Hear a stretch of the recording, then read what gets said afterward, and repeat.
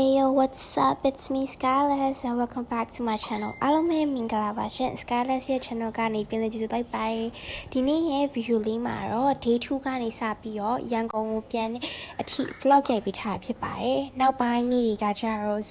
clip ကိုတော်တော်လေးနည်းနည်းလေးပဲရိုက်ဖြစ်သွားတော့ video လေးကလည်းတိုသွားတယ်ပေါ့နော်။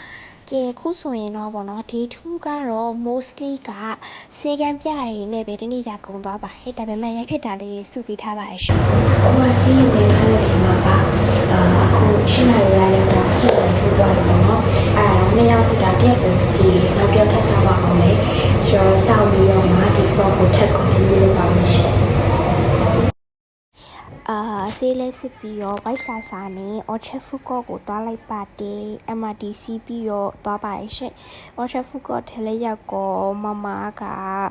စင်ကာပူဒေါ်လာ$50ပေးပါတယ်ရှောက်ကြည့်ရင်လည်းမာလာရှန်ကိုတွေ့ရောမာလာရှန်ကိုဝယ်စားပါတယ်ပြီးတော့သမင်းနဲ့ဝက်သားနဲ့လေးစားပါတယ်ဒါကတော့မာလာရှန်ကိုလေးပါပြီးတော့သူ shopping ထွက်ပါတယ်ဒီ value market လို့ခေါ်ရဟာပေါ့နော်chocolate တွေတို့လက်ဆောင်ပေးပစ္စည်းလေးတွေဆိုရင်ဈေးသက်သက်နဲ့ရတဲ့ဆိုင်လေးဖြစ်ပါတယ်ဒါကတော့ဈေးဝယ်ပြီးတော့ဖြစ်ပြနေတဲ့အခြေအနေလေးပဲဖြစ်ပါတယ်ပြီးတော့ bus ကားစီးပြီး hotel ပြန်ပါတယ်ရှင့်မပြန်ခင်မှာပေါ့နော် Watson က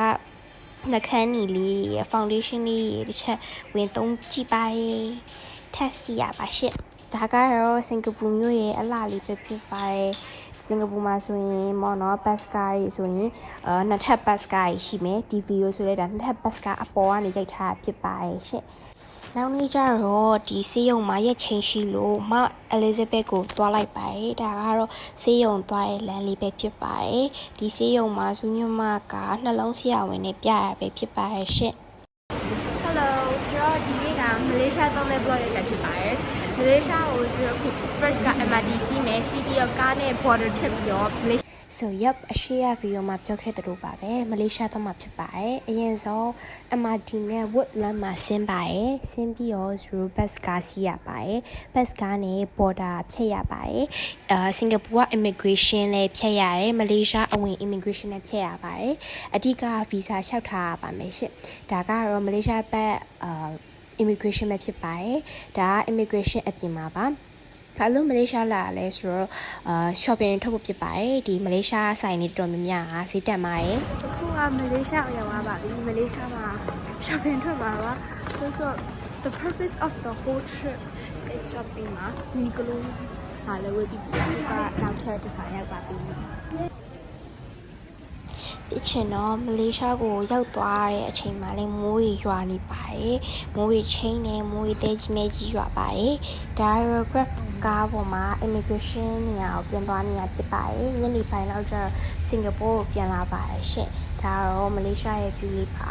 ဒါကကွာလာလမ်ပူတို့လိုမြို့ကြီးမဟုတ်ဘူးပေါ့နော်မြို့ငယ်လေးပါရှင့်ပြီးတော့ဒါခုနကတော့နေရာပေါ့နော် immigration နေရာပြန်ရောက်ပါပြီအခုကတော့စင်ကာပူ immigration ဖြတ်ပြီးတော့စင်ကာပူပြန်ရောက်ပါပြီအခုက bus ကားဆောင်နေရပဲဖြစ်ပါတယ်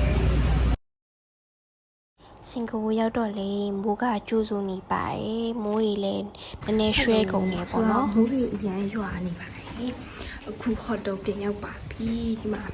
ဆိုရွှဲကျဆုပ်ဖြစ်နေပါပြီကျဆုပ်ဖြစ်နေပါပြီလို့ဒါလေးကတော့နောက်တစ်နေ့ရောက်သွားပါပြီဒီနေ့ကတော့အင်ဒိုနီးရှားကိုသွားမယ့်နေ့ပဲဖြစ်ပါတယ်အင်ဒိုနီးရှားကိုဘာနဲ့သွားမှာလဲဆိုတော့ ferry နဲ့သွားမှာဖြစ်ပါတယ် ferry ကိုဆိုတော့အဲ့ဒီဟိုမနေ့အစောဆုံးလှေနဲ့ယူလိုက်ပါတယ်ရှင့်ဒါကတော့ ferry စီးရဲ့ view လေးပဲဖြစ်ပါတယ်ဒီကနေပြီးတော့စင်ကာပူကန်းနေပြီးတော့ခွာနေပါပြီဒါလေးကတော့ဒီ ferry ရဲ့အတွင်းပိုင်းပေါ့နော်အတွင်းပိုင်းမှာခုံတွေအများကြီးလွတ်ပါတယ်ဘာလို့လဲဆိုတော့သူတို့သွားခဲ့တဲ့အချိန်တုန်းကမနေ့အစောဆုံးဆိုတာလေဒီဟာကပင်လယ်ထဲကိုရောက်လာတဲ့အနေထားလေးပါတော်တော်လေးလည်းလှပါတယ် view ကြည့်ရနေတယ်မယ် glacier ဟာတော်တော်တန်တယ်လို့ပြောလို့ရပါတယ်ရှင့်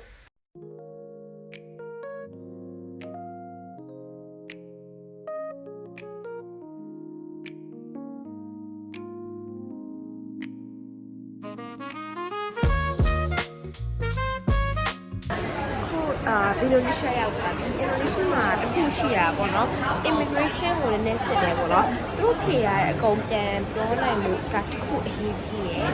ဒီဘက်မှာတော့နည်းနည်းလေးစစ်တယ်ပေါ့နော်ဒါပေမဲ့အဆင်ပြေပါတယ်ဘာမှမဖြစ်ဘူး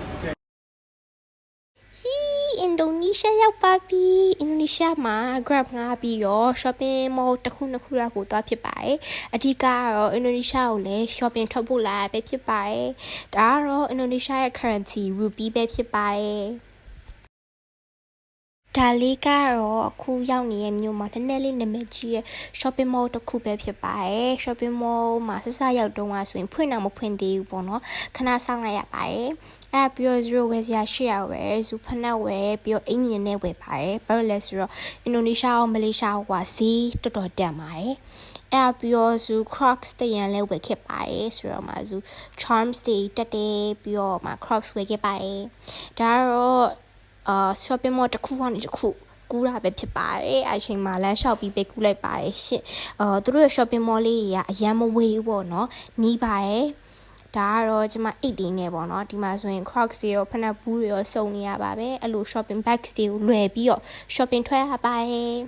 ဒါကတော့စင်ကာပူပြန်ရောက်ပါပြီစင်ကာပူရဲ့ MRT မှာဒီလိုမျိုး juice station လေးရှိပါတယ် orange juice freshly orange juice လေးရပါတယ်ဒါကတော့ McDonald မှာ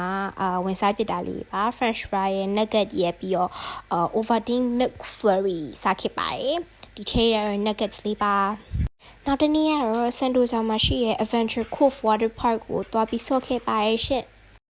Hello ဆိုတော့ဒီနေ့ကဆိုတော့စင်ကာပူမှာရှိရဲ့ Adventure Cove ကိုတော့မှာဖြစ်ပါတယ် Adventure Cove က basically ကပေါ့နော်ရန်ကုန်မှာရှိရဲ့ water pond လို့ပဲဖြစ်ပါတယ် Hi Hello This is my girl ဒီကိုရောက်ဖို့ဆိုလို့ရှိရင်စန်ဒိုစာအထီကိုဇူရီMRTC ရပါတယ်အဲ့ဒါပြီးတော့ဒီမှာ Lego ဆိုင်နေပြီးတော့ Hershey ဆိုင်နေအများကြီးရှိပါတယ်ဒါကတော့စင်ကာပူနိုင်ငံရဲ့ signature ဖြစ်တဲ့ Universal Studio ပါ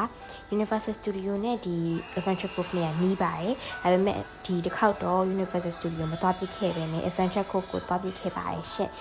Adventure Cove ကနောက်လေးနဲ့ပို့ဝင်ရပါတယ်ဒါလေးကတော့ခြေစုံတက်စုံနဲ့ Adventure Cove ကိုသွားနေရပဲဖြစ်ပါတယ်ပြီးမှလည်း ferry တွေလည်းရှိရယ် photo booth လေးတွေလည်းရှိပါတယ်ရှင့်ကဲခုဆိုရင်တော့ Adventure Cove ကိုရောက်ပါပြီဒါကတော့တနေ့ကုန်လုံးဆော့ပြီးတော့ပြန်ထွက်တဲ့အချိန်မှာအိတ်စစ်နေရာကိုရိုက်ထားဖြစ်ပါတယ်ဒါကတော့ပြန်ထွက်လာပါပြီဒီကိုလုံးလည်းမဲတူးနေရပါပဲပြန်มาပြီကဲပြောပြရမလဲရုပ်တရားပေါ့နော်နေကမဖြစ်လာပြီးတော့အသားရည်လည်းမဲရုပ်တွေမဲပြီးတော့အဲ့လိုဖြစ်လာပါတယ်နေကမရဖြစ်လာပါပြီဒါကတော့ကျမတယောက်ပေါ့နော်လက်ကိုဆိုင်ထဲမှာမဝင်နိုင်ပဲနဲ့ F1 ကားတွေကိုကြည့်နေရပဲဖြစ်ပါတယ်အဲ့ဒါလေးတော်တော်လေးလှရပေါ့နော်သူတို့စောက်ပြထားရဆိုရင်ဝယ်အောင်ဝယ်ခြင်းမိရတော့မဲ့ပတ်စံမရှိတော့ဝယ်ပြစ်ခဲ့ပါဦးဒါဆိုရင် McLaren ကဟာလေးတွေပါပြီးတော့တခြားပြန်ကားအများကြီးရှိပါတယ်ရှင့်အပြန်ကြတော့အချက်မှာဝယ်စရာရှိရလေးတောင်းဝယ်ပါတယ်ကဲခုကျမပြေးနေရပါပြီဂိတ်က